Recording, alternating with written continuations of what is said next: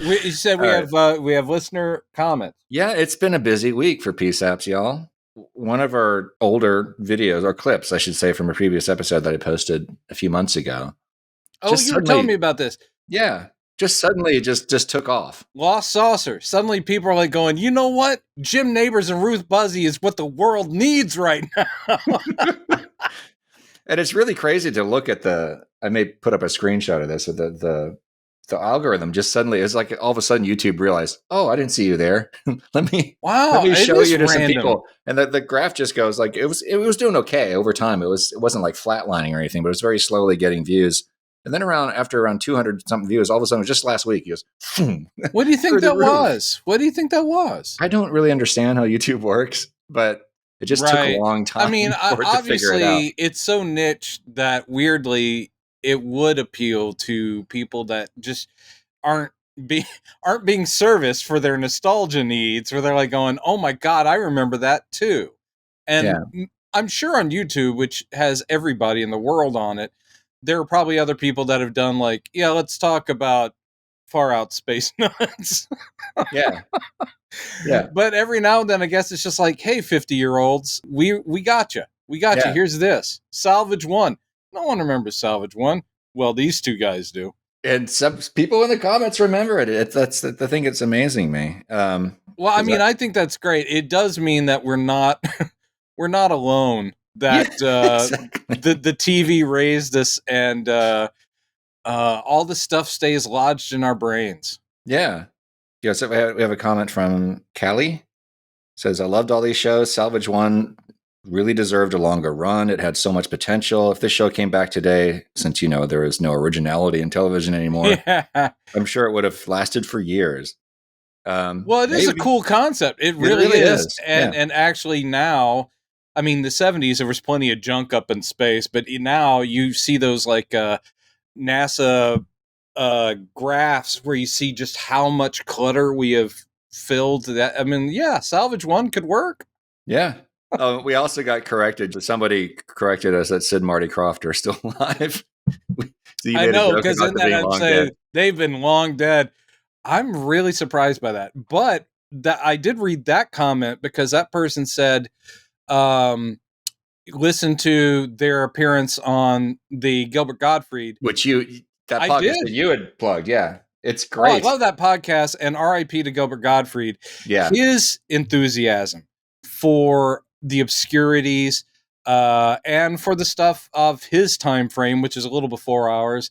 But, I mean, talk about a lover of classic monster films and horror and sci-fi. He loved that stuff.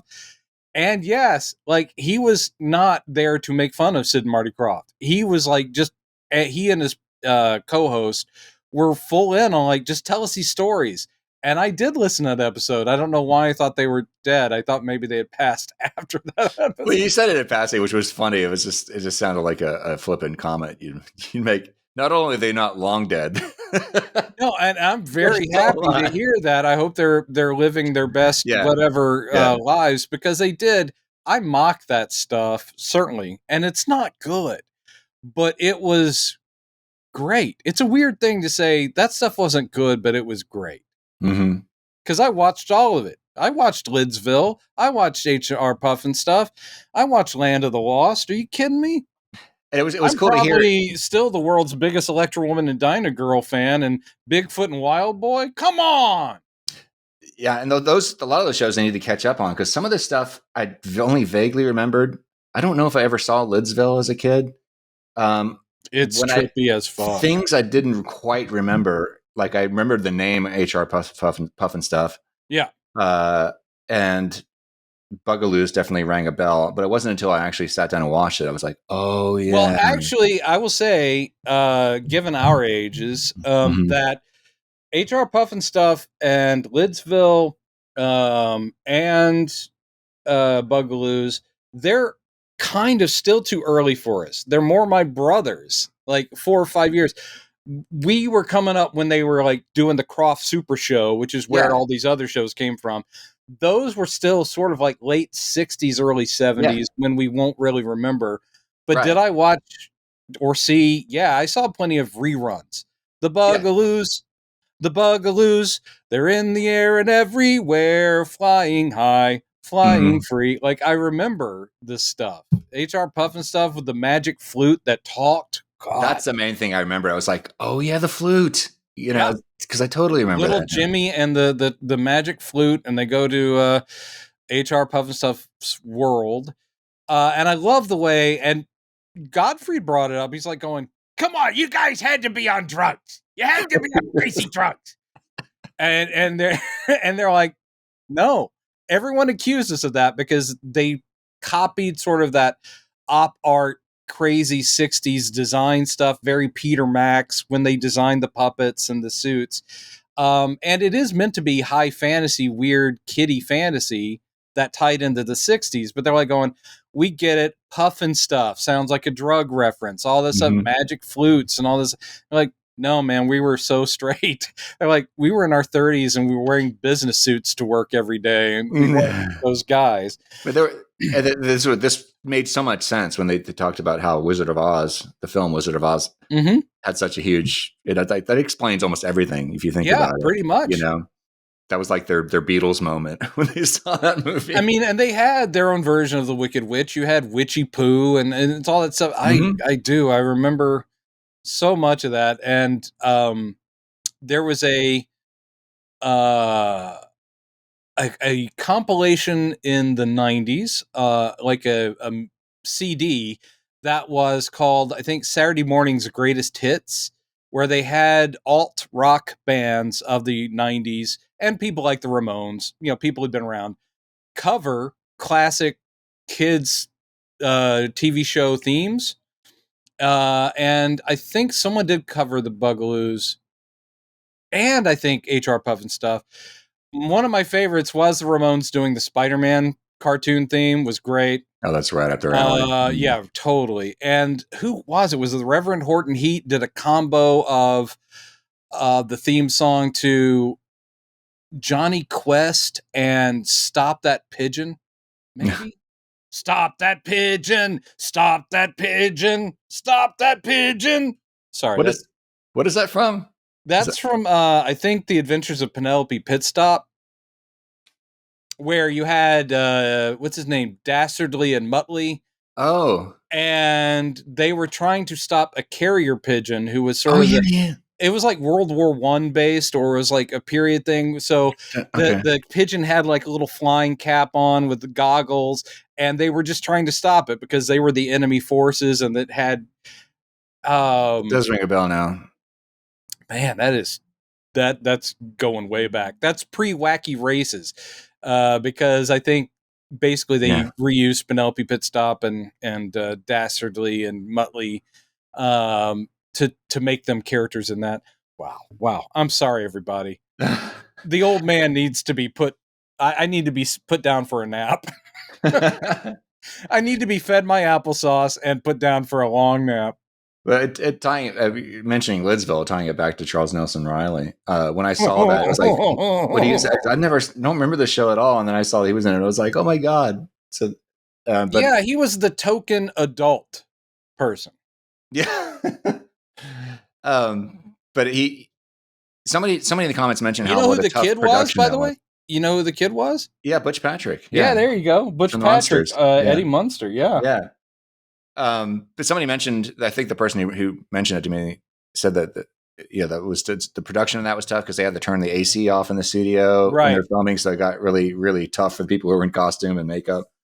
But Charles spoke very fondly. I didn't watch the interview. I read about it, that he spoke very fondly of being on that show. That was, he was kind of proud. I heard an interview with Butch Patrick on, maybe it was WTF, weirdly, but it was a podcast. And I think someone did ask him about what it was like being, because he was a preteen at that point. This was post Munsters. And they're like, what was it like working with Charles Nelson Riley? And they were being snarky, and they're like going, was he inappropriate? He goes, well, some of the humor I didn't get. He goes, I will say that, and he goes, 18, actually, I recall. Oh, okay. So he was totally 18. He goes, and wasn't inappropriate, but there was something he used to do that would drive him insane, which was he would sneak up behind him and do like a bear hug, like lift him off the ground and go, oh, I got you. And he goes, and it's like, he goes, I didn't think he was being inappropriate. It was just sort of like, cut it out, man. Just cut it out. Yeah. It's like, yeah, I'm a cute teenage boy, but stop like grabbing me from behind going, I got you. Also, did you ever watch Uncle Croc's Block? Speaking of CNR, I saw someone call him CNR and I was like, yeah, CNR. I started doing that after I saw that. I was like, yeah, it's easier to type. No, I don't remember that. What is that? Uncle Croc's Block was post Lidsville. It was actually closer to our, like it was 70. Like post-punk. I think it was also Sid and Marty Krofft. Postmodern. But no, it was Filmation. Because I looked it up while we were talking. But it was the same thing. It was on Saturday mornings. And what it was different from, it wasn't in a fantasy world or something. It was a parody of kid shows. So Charles Nelson Reilly is playing a host of a kid show, and it's called Uncle Croc's Block, and he's in a crocodile outfit. His hat is like the mouth of the crocodile, but his face is right here with his big glasses. And what was funny about it was it's still aimed at kids, but it's also making fun of kid shows. So it actually worked in some satirical barbs. And he would be like the host who would be like, coming up next is a cartoon I can't be bothered to watch, and then it'd be like, he goes, was that good? I don't even know. So it was a little not edgy, but it was smarter, I'd say, than the stuff he'd been doing before. I hope he enjoyed Uncle Croc's Block. I think it only lasted like a season, but I remember watching it. Yeah, but it just seems like he's just... By the way, folks, I never left the house. As a child, I never left the house. I mean, plus, think about his 70s. His 70s meant half the time he was dressed as an alligator or a crocodile, and then the other half he was dressed as a big banana. Right. Well, I just imagine walking out of a trailer going, which one am I today? Am I the crocodile or the banana? Where do I go? Am I yellow or green today? Okay, so switching subjects here. This is our long-term viewer. I'm going to mangle the pronunciation of his name. I'm sorry. I think it's Manasvin or Manasvin, but please correct me. I apologize for that. But he says, I recently started reading 2000 AD from the very beginning. Wow. In other words, Prog 1. And so far, I'm loving it. Only 2,500 something more issues to go. Yeah, I mean, literally, that's what I was about to ask. If someone has just started reading 2000 AD, does that mean you've gone back to literally the 1970s? And if you have, Jesus Lord. So, briefly, I want you to tell the audience, because I'm not even familiar with this. I knew that you would. 2000 AD is, because British comics, basically, what we consider the renaissance of American comics in the 1980s, yes, we had plenty of great American creators that were boosting it. Clearly, you had, Frank Miller and people like that, even George Perez and Marv Wolfman and people like that. But what really boosted us was all those Brits coming over, getting a taste of the American market, because they... a lot of them came up in the punk years and were fans of American comics. When they started making their own stuff in Britain, it was in the 70s, and they were clearly saying, we're not bound, because it's the British market, we're not bound to American Comics Code. So British comics had plenty of stuff for kids, but in the late 60s, early 70s, they're like, ooh, we can be as raw as we want, and we can be as cynical, and we can be as intelligent as we want. And a lot of it was sci-fi based. A lot of it was very dystopian future, which, given that they were in the Margaret Thatcher years, makes a lot of sense. So 2000 AD was it's like the British heavy metal in a way, though it was black and white, had color covers, and it was where a lot of the huge names got their starts, like Alan Moore and so forth. Brian Boland, the amazing artist that did such amazing stuff here, was over there at the time doing things like Judge Dredd. So 2000 AD is where Judge Dredd comes from. I see. And he was probably their biggest breakthrough, because it was an anthology where you get, here's a Judge Dredd story, here's a Strontium dog story, Here's a Nemesis the Warlock story. They're really great, grungy, black and white, tough, not for kids comics, and they've lasted all this while primarily because they did launch some big names and some big characters. So 2000 AD, to our listener, good on you, man, because I've never had the courage or the time to do that. I've always dipped in. I've read collections. I've read random issues. I even, just through life, have a few random actual ones because they were on newsprint. They didn't even have slick covers like American comics. They're tall. They're like, at least back in the classic years, almost like a newspaper fold-in thing. So I have some original 2000 AD stuff that is in no sequential order, just random stuff. But yeah, I respect the hell out of it because it's hugely awesome and influential. V for Vendetta, for instance, also started over there in 2008. No, it was in Warrior, sorry, which was like 2008. Oh, interesting. So in other words, when Alan Moore came over, they're like, hey, you want to finish that up here under the DC banner? We'll give you money. And he got his same, David Lloyd, his same cartoonist that was doing it in Britain, was like, yeah, can I finish it with my pal? And they're like, sure. You want it in color? He's like, color? So anyway, I love that stuff, and I appreciate what an influence it had. Yeah. And if you're reading it from the beginning, like you said, you've got a long way to go because it's run unbroken. Maybe I think it did shut down for a little bit, but it's back now, 2000 AD. So he asked specifically, do you have any favorite progs or stories from the series? Or from the? I mean, I kind of named them. I will say 2000 AD finally got on the, hey, let's put together compilations bandwagon. Judge Dredd has always been published, but usually through partnership with American publishers. So, but they started their own publishing branch, and they started putting out like collections of, I did love Strontium Dog. Nemesis the Warlock, I remember mainly just because of the visual, but I didn't really latch on that story. There was also, ABC Warriors is another one. But Judge Dredd, how could that not be your favorite? I still love Judge Dredd. The concept alone, and the fact that it's Brits taking the piss out of Americanism, because Mega City 1 is essentially North America as one big city. Judge Dredd is an American character, so they're clearly satirizing us, and it's great. So, I mean, is that the dumbest answer? Yes. The most obvious answer? Yes. Judge Dredd is my favorite out of 2000 AD. There were two attempts to make movies out of that, right? There were two. Yeah. And the first was horribly conceived. I think that's the one I saw. It had Sylvester Stallone in it, right? The first one. That's the only thing I remember at the movie. The thing I remember about it was two things. One is he looked good as the character. The problem is he took his helmet off. One of the things about Judge Dredd in the comics, you have never seen his face. He never takes it off. Some of the other judges, yes. But no, never Dredd, and that's one of the whole things is he is so into his job, it basically never takes the helmet off. And in the movie, it's Stallone going, no, they paid to see this face. So that helmet's off like 80, and plus the story's dumb. And I also remember there's a classic Judge Dredd catchphrase, which is, I am the law.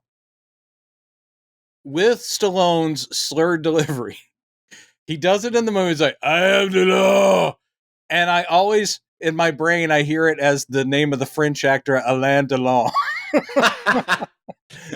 Alain Delon! Like, that's a weird thing for Judge Dredd to be shouting. And it had Rob Schneider in it. He was like the comic relief in Judge Dredd. Jesus God. Oh, yeah. Whew. I remember that now too. But not the sequel. Oh, well, I'm sorry. I apologize to everyone involved. It was not a sequel. The second film was good. They didn't have the budget, but they knew the comic, and that is really great. Just called Dredd, and people accused it of ripping off the movie The Raid, and I'm like, they were being made around the same time. But yes, Judge Dredd has to work his way up an apartment block building fighting his way all the way up because everyone in it is essentially a criminal, or there's like assassins and so forth. That was budgetary. Like, it's still futuristic, but we don't have to show the outside world. It's just him making his way through that building. But, Carl Urban is totally in on being Judge Dredd, never takes the fucking helmet off, never smiles. That is not what Judge Dredd does. And I can't remember the name of the actress who played Judge Anderson, who's the Psy cop, his like partner in it, but she's really good too. Cool. There you go. There's Brendan on Judge Dredd. And yeah, good luck to you reading all 2000 AD. Let us know when you're finished, and just contact me at the home. I'm sure the helpers will. This is from a former fan of your podcast. He said he finished 2008. Oh, I'm so glad. That's nice. Bring me my sippy cup. Yeah, then I die. I just needed to hear that. Oh. All right. So anyway, thank you everybody for your comments. We may make this a regular part of the show if we get enough of them. I love like hearing from you guys and then having things to talk about, because otherwise it's just me and Chad going blah blah blah blah blah. Yeah. You are on this, by the way, because I still love the way you've organized this. I'm doing a shout out to my partner here because for the listeners, watchers, he puts all the work in. I show up and I do the jibber jabber, and it's Chad. If you see cool graphics or cutaways or edits or the theme song, it's all him. I'm just the guy who's like, which is something I'm known for. It's kind of embarrassing when you're walking down the street and people are going, "It's the blah blah blah blah guy," and I'm like, "Yeah, it's me." You hear it like blocks away. Oh, here he comes.